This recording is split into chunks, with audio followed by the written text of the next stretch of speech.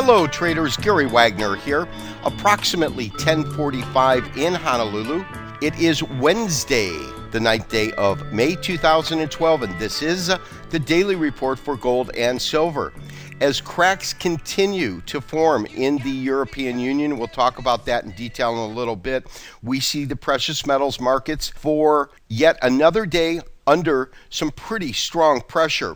We have gold currently off of the lows, trading around 1590, 1591. The low today, though, traders, was 1577, and the high was 1597. So the high was still under $1,600 per ounce. Silver off about 21 cents, currently trading 29.36 with a low of 28.54 on the day. Traders, today I want to kind of hone in and talk about this long-term trend line, and on a technical basis, what does it mean when we break below that line, and significantly, what does that say for the future pricing of gold? And so that's something that I do want to look at today. As we sit now, we have violated this long-term trend line. There is no doubt.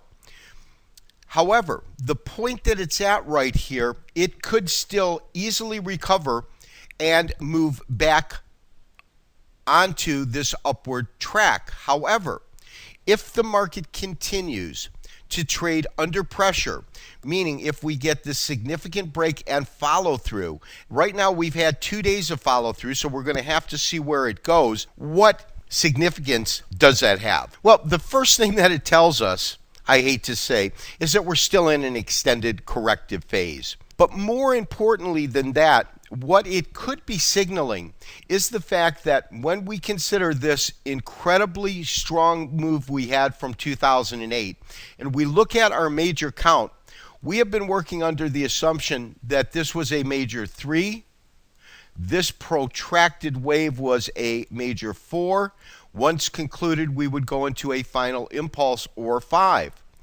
What this new information suggests is that, in fact, the count as we have been utilizing it might be incorrect, because this is really acting like a major 5th here, and this more like a B, C correction. A long protracted correction based upon this larger move. If that in fact is the case, and it's much too early to tell, but as I looked over these charts over the last few days and tried to make sense on a technical basis, because on a fundamental basis I have been in a quandary as to why gold is trading as a risk on, risk off as opposed to safe haven, and I'm also in a quandary as to why money's going into treasuries and the dollar is getting stronger as opposed to gold.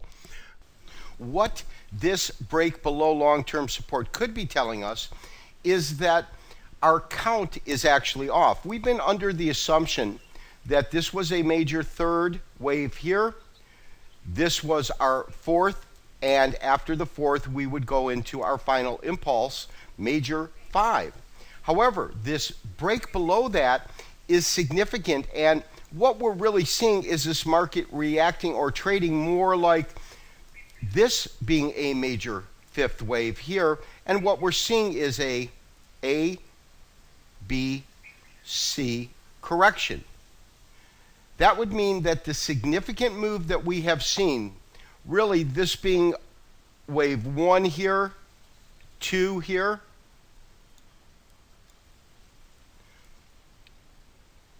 3 would take us to here, our 4th corrective wave here, and then this long 5th.